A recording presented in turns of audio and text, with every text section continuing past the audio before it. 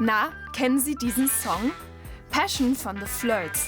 Wochenlang war das Lied 1984 in den deutschen Charts. Und es hat ihr zum Durchbruch verholfen. Linda Jo Rizzo, die Italo-Disco-Queen der 80er. Im Rahmen einer Deutschlandtour der Flirts kam Jo Rizzo nach Deutschland. Eigentlich sollte die nur 2 Wochen lang dauern. Jetzt, 40 Jahre später, lebt und arbeitet Linda Jo Rizzo immer noch in Deutschland. Sie stand mit Stars wie Bonnie Tyler, Dieter Bohlen und Fancy auf der Bühne. Vor kurzem hat sie ihr 5. Album Forever rausgebracht. Wie das klingt, das hören Sie jetzt in der Abendschau. So ist es, denn Forever heißt nicht nur das Album, sondern auch ein Song darauf. Und den hören wir jetzt hier bei uns auf der Abendschaubühne.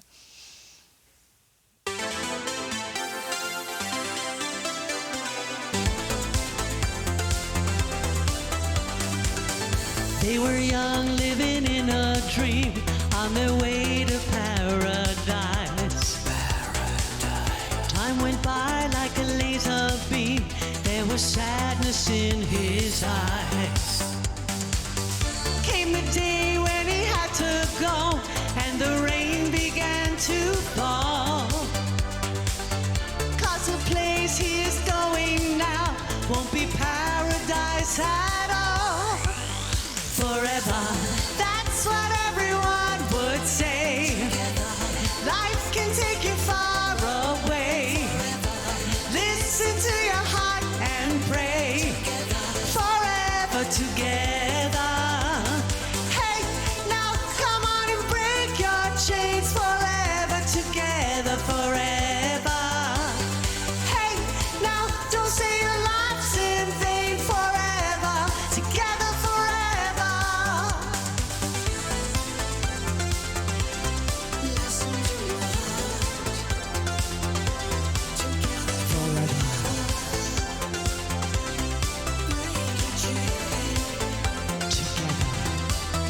Forever, that's what everyone would say.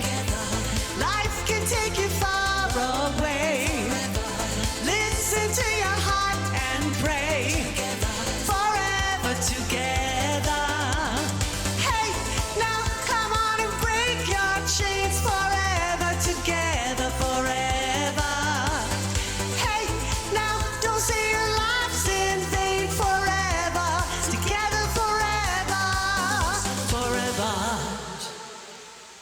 Linda Jo Rizzo auf der Abendschaubühne mit einem tollen Italo-Disco-Italo und jetzt bei uns auf dem Sofa. Herzlich Ja. willkommen, bitteschön. Schön. Ach, Ach, schön auf der Bühne zu stehen, oder? ich liebe das. Darüber Das ist zu mein größter Liebe. sprechen. Ja, das sieht man, ja. Und ja, fast über 40 Jahre tun Sie das jetzt schon Nächstes Jahr sind 40 Jahre. im Unglaublich. Showbusiness. Wie gestern. Das stimmt. Dabei wollten Sie ursprünglich gar nicht Musikerin werden und Sängerin, oder? Nein, Der das Plan war war ein nicht in meinem anderer. Plan. Was war der Plan?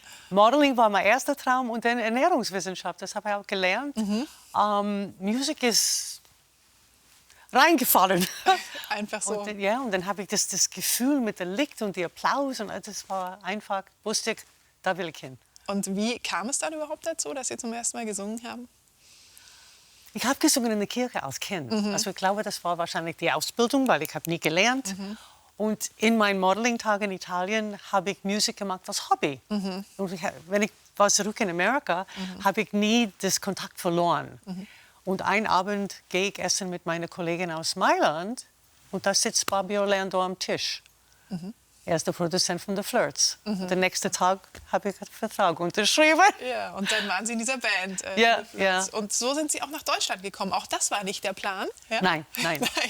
Wir waren auf Tournee und während meiner Tournee habe ich kennengelernt Fancy. Also er war auch ein Topstar in dieser Zeit und er hat mir sein Telefonnummer gegeben nach dem Konzert. Da hat er gesagt, falls du die Gruppe verlässt, ruf mich bitte an.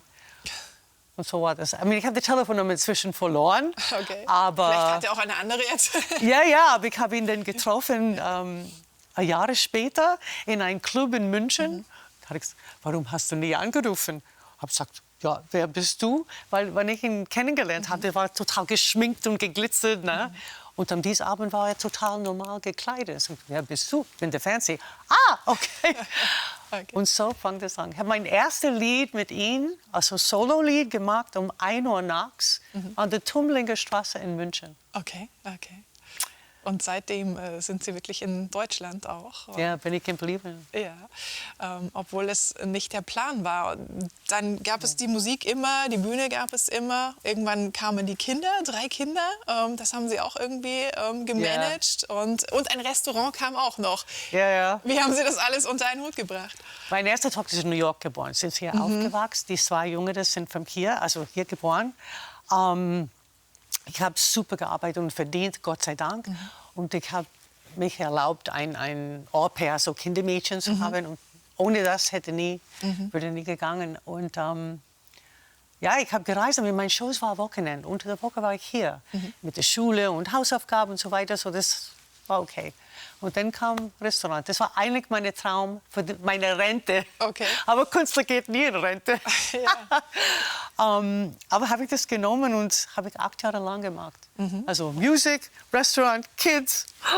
Also alleine, wer Erfahrung in der Gastronomie hat, weiß ja schon, das ist ein Fulltime-Job, absolut. Wir waren nur abends auf, Ja, also Musiklokal. Ja. Aber ich denke, ich habe oft gesagt, eine Frau muss ihr Leben organisieren wie ein Business. Wenn man alleinständige Mutter ist, ne? Ist alles möglich. Aber you got to be Disziplin und Organisation. Und ich könnte heute nichts mehr machen. Okay. Also wenn ich schaue zurück, ich weiß nicht, wie ich habe es geschafft. Weiß ich nicht. Und ja, der Plan, ein Restaurant für die Rente. Damals haben Sie im Restaurant vieles vereint, eben ein italienisches Restaurant. Und es gab auch immer wieder Musikauftritte. Und wie haben Sie diese vielen Leidenschaften zusammengebracht damals? Habe ich gemacht. Ja, Kochen war auch mal Liebe von mir. Und ich habe Live-Musik gehabt im Lokal jeden Abend. Meine Shows waren Wochenende, dann habe ich Vertretung gehabt. Ich weiß nicht, hat funktioniert, war stressig. Ich war noch dünner als heute, aber hat geklappt. Es hat funktioniert. Aber wie ich sage, ich könnte das heute nicht mehr machen. Wir haben damals, also 80er, 90er, früh 2000, war die Musikszene total anders als heute. Ne? Ja, ja. Da war viel Live und viel Shows und so weiter. Heute ist es digital. Das stimmt, das stimmt. Ich möchte nicht der Künstler sagen, mag das heute. Okay, okay. Und was sagen Sie Ihren Kindern? Die sind nicht im Showbusiness? Gar nichts. Nein. Alle 3 sind jetzt zurück in Amerika. Und alle ganz normale, anständige, ein Detective, ein Polizist und eine Paramedic in the Army. Okay. 3 Kinder von einem Künstler. Ich weiß nicht, wie das passiert ist.